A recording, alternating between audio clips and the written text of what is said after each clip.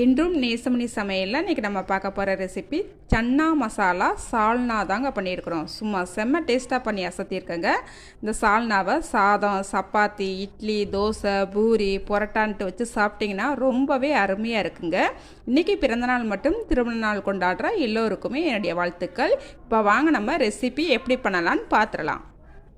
வெள்ளை சுண்டலை 8 மணி நேரம் ஊற வச்சு ஒரு குக்கருக்கு மாற்றிக்கிட்டு ஒரு 4-5 விசில் வச்சு நல்லா வேக வச்சு எடுத்துருக்கேங்க. இந்த அளவுக்கு வேக வச்சு எடுத்துக்கிட்டால் போதும். இப்போ ஒரு கடாய் அடுப்பில் வச்சுக்கிட்டு இதில் 3 ஸ்பூன் எண்ணெய் விட்டுருக்கேன். 1/2 ஸ்பூன் பெருஞ்சீரகம், 2 கிராம்பு, 2 சின்ன பட்டை, ஒரு பிரியாணி இலையை கிள்ளி சேர்த்துருக்கேங்க. இது நல்லா பொரிஞ்சு வரட்டும். இப்போ 3 பல்லாரி வெங்காயத்தை நல்லா கட் பண்ணி வச்சுருக்கிறேன் பொடிசாக. இப்போ இதையும் சேர்த்துக்கலாங்க. வெங்காயம் கண்ணாடி பதம் வர வரைக்கும் நல்லா வதக்கி எடுத்துக்கலாம். இப்போ ஒரு தேங்காய் பேஸ்ட்டை அடித்து எடுத்துக்கலாங்க. இதுக்கு ஒரு சில அளவு தேங்காய் சில்லி எடுத்துருக்கிறேன்.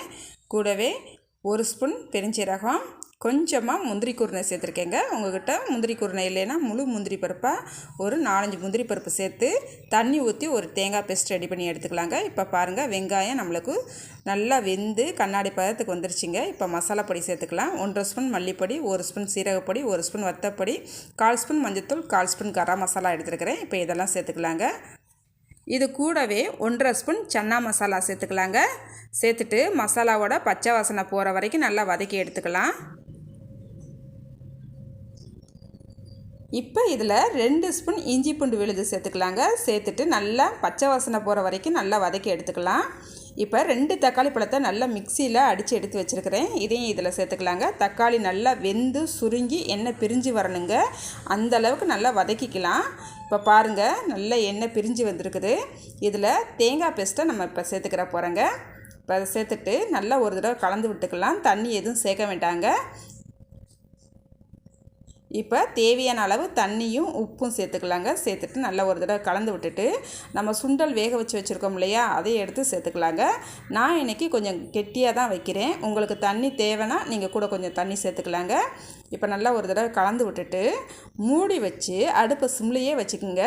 ஒரு 10 நிமிஷம் நல்லா வேக விடலாங்க. பாருங்கள், 10 நிமிஷத்துக்கு அப்புறம் நல்லா எண்ணெயெல்லாம் பிரிஞ்சு சூப்பராக வெந்து கமன்னு நம்மளுக்கு ரெடி ஆகிடுச்சிங்க. இப்போ கொஞ்சமாக இது மேலே மல்லிச்செடி தூவிக்கலாங்க. நல்லா வாசமாக கமன்னு சூப்பராக நம்மளுக்கு சன்னா மசாலா சால்னா சூப்பராக ரெடி ஆகிடுச்சிங்க. செம்ம டேஸ்ட்டாக இருக்குங்க. இதை சாதம், சப்பாத்தி, இட்லி, தோசை, பூரி, பொரட்டான்ட்டு வச்சு சாப்பிட்டிங்கன்னா ரொம்பவே அருமையாக இருக்குங்க. நீங்களும் ஒரு தடவை இதை ட்ரை பண்ணி பாருங்கள். ட்ரை பண்ணிவிட்டு எப்படி வந்துச்சுன்னு கமெண்ட்டில் சொல்லுங்கள். லைக் பண்ணுங்கள், ஷேர் பண்ணுங்கள். மறக்காமல் வீடியோ பார்க்குற எல்லோருமே என்னோடய சேனலை சப்ஸ்கிரைப் பண்ணிக்கோங்க. பாய். அடுத்த ஒரு ரெசிபியில் பார்க்கலாங்க.